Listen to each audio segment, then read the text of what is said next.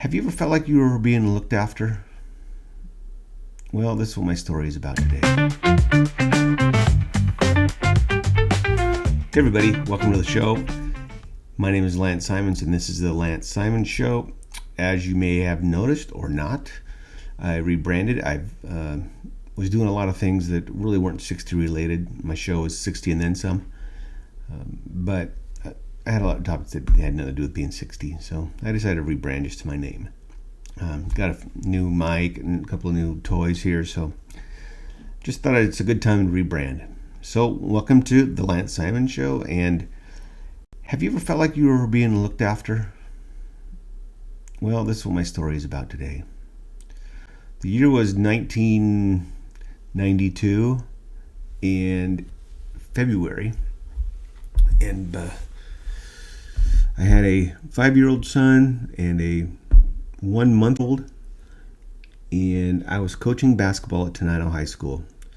I was coaching the C squad, and the C squad had practices at 6 o'clock in the mornings. My son, who was 5 at the time, always went to practice with me.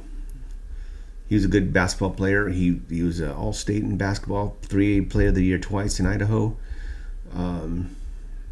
Now he coaches in Ketchikan, Alaska. But he got his start by going to practices with me. Well, this one morning, he wouldn't get up. I tried and tried. He just wouldn't get out of bed. So I just left him at home. One morning, I was going to practice, and my son, of course, wouldn't get up and get out of bed with me that morning. And I got behind a car that was just taking its old sweet time. And I decided to overtake it and pass it. And just as I did that, I hit black ice. My back end swerved towards his rig, and I overcorrected the other way. I'm sure I probably overcorrected. But I was doing 60, 65 miles an hour to get past him because the straight stretch wasn't that long. So I hit the ice. I smashed into the bank with the front end of my rig. It was a Mitsubishi Montero.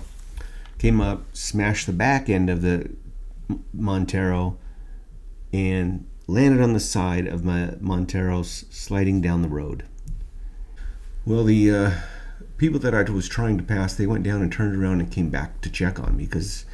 And what I did was climb out the window because I was on the side, so I climbed out the window and just started directing traffic. There wasn't a lot of traffic. There's a few cars. But it was so slick that it was like ice, man. It was just ice skating rink. And the people came back and they said, wow, they couldn't believe that I climbed out of the car. They didn't know for sure if I was even going to be alive because the car just was smashed. Eventually the police and the ambulance got there, and the police said the same thing. How did you survive this without even being injured? I said, I don't know, man. That's what I told them. But what I do know is somebody was in that seat right there. Okay? It was either an angel or it was Jesus, because when I started losing control, I said one thing. I said, Jesus. And he was there. And to this day, it still gives me chills when I think about it.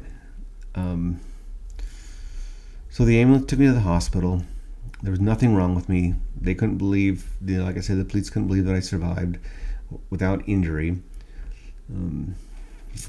They came in looking for my license and things because it was sitting in the console, and I said, I don't know. They flipped up and flipped around. It's probably in the back end.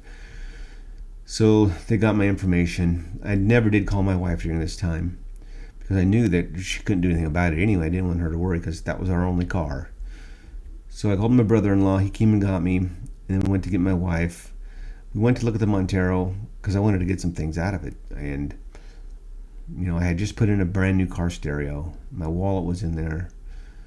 And I got to looking at the dashboard and stuff. The dashboard was smashed. My knee had a little ding in it. So I reckon that I probably smashed my knee against the dashboard. But other than that, that was my only injuries. Looking at the car, I don't know how I came out of it alive either. But I do know how I came out of it alive. Because somebody was there with me. So all I've got to say is don't take life for granted. So I just kind of laid on the couch for a couple of days because it gave me a neck brace. And then started going back to church. Not like I backslidden or anything. I just kind of started taking life for granted and just kind of forgetting about, what the important things in life. Don't take life for granted, I guess, is the moral of my story, because if I had died that day, I would have lost, my two boys would have lost their dad, my wife would have lost her husband, and I wouldn't have had the other two great kids that I have later in life. But don't take life for granted. Anyway, the reason I want to tell this story is because yesterday or the day before, I told the story about how a demon attacked me in my sleep one night.